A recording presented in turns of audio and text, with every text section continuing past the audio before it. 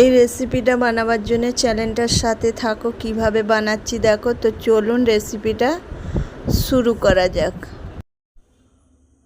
ডিমের ভুজিয়া বানাবার জন্য কড়াইয়ের মধ্যে তেল দিয়েছি। এখানে শুকনো লঙ্কা পেঁয়াজ দিয়ে দেবো, লবণ দেবো, অল্প আদা রসুনের পেস্ট দেবো, টমেটোর কুচি দেবো,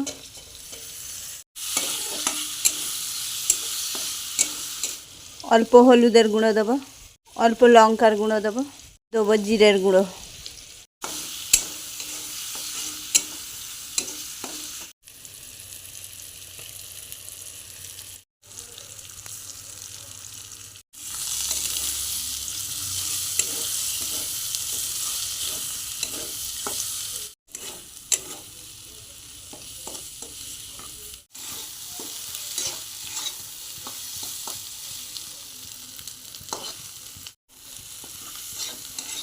ডিমের ভুজিয়াটা রেডি হয়ে গেছে, তুলে নেব।